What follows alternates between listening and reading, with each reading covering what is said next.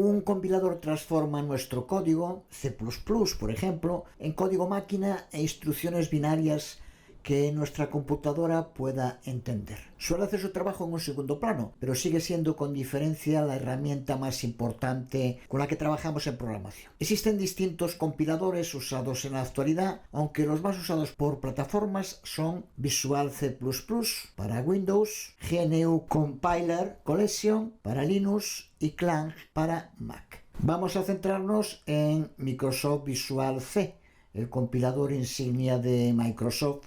Si tienes instalado Visual Studio, ya lo tendrás instalado con el nombre de cl.es, que podemos localizar fácilmente desde el Developer Command Prompt, también instalado con Visual Studio, y que es el que vamos a utilizar porque incluye paths como este acl.es, que son imprescindibles para llevar a cabo la compilación desde la línea de comandos que queremos hacer. Vamos a ejecutar el Developer Command Prompt.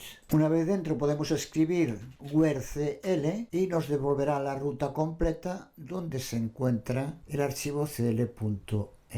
Para mostrar las etapas del proceso de compilación vamos a utilizar este sencillo ejemplo al que llamamos main.cpp y lo único que tenemos que saber es dónde está guardado. Para convertir este código fuente en algo que nuestra computadora pueda entender y ejecutar, tenemos que compilarlo en 4 pasos: preprocesamiento, compilación, ensamblado o montaje y enlazado o vinculación. El preprocesamiento es la primera etapa en el proceso de compilación. El preprocesador es similar a un robot que corta y pega. Añade, elimina y reemplaza material dentro de cada archivo. Funciona identificando las directivas de preprocesador incluidas en el código fuente, como puede ser include, define o ifdef. Las interpreta y lleva a cabo la transformación correspondiente. Nuestro archivo main.cpp tiene unas cuantas directivas de preprocesador: include, define, ifdef, endif. Todas están precedidas de una almohadilla. Con include buscará el contenido del archivo que se indica y reemplaza la directiva con su contenido completo. Lo hace además de modo recursivo, lo que significa que ese archivo que copia a su vez puede contener otros includes que también copiará y pegará. Esto explica cómo un código fuente de menos de 15 líneas nos devolverá un archivo de preprocesado, que veremos en un momento, de más de 60.000 líneas. Con define nos permite definir una macro que luego se ejecutará solo con escribir su nombre dentro de main. Y con ifdef comprobará si la macro está definida o no. Si lo está, la ejecuta, y si no, no lo hace de modo condicional. Aquí, como vemos, tenemos comentado el define de Kidding y por lo tanto no lo ejecutará.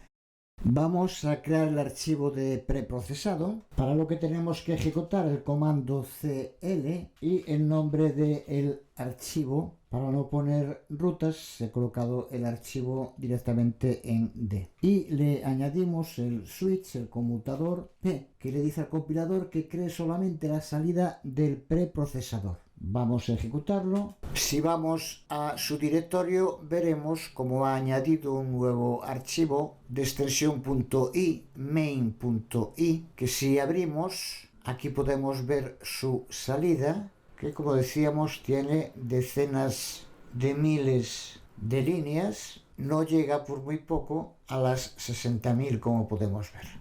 La segunda etapa del proceso de compilación se llama también compilación, lo que puede crear confusión porque el proceso de compilación no finaliza con esta etapa. Lo que hace es convertir esas 60.000 líneas en una serie de instrucciones de ensamblado o montaje. Instrucciones que varían según la arquitectura de la CPU para la que se están creando. Si es para x86 será diferente que si es para x64, por ejemplo. Ese archivo que tiene una extensión .asm es el que se pasa a la fase de ensamblado o montaje. Vamos de nuevo al prompt para crearlo.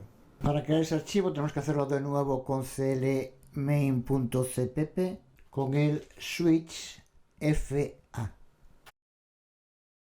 Ahí podemos ver el archivo main.asm creado y aquí vemos su contenido de nivel cada vez más bajo acercándose al código máquina. El ensamblado es la tercera etapa en el proceso de compilación. En todas las plataformas, el ensamblador toma el código ensamblado que se generó durante la compilación y lo convierte en código binario. En el prompt podemos utilizar el switch C para crear un archivo de extensión .obj que contiene código binario. Ejecutamos cl main cpp con el switch C.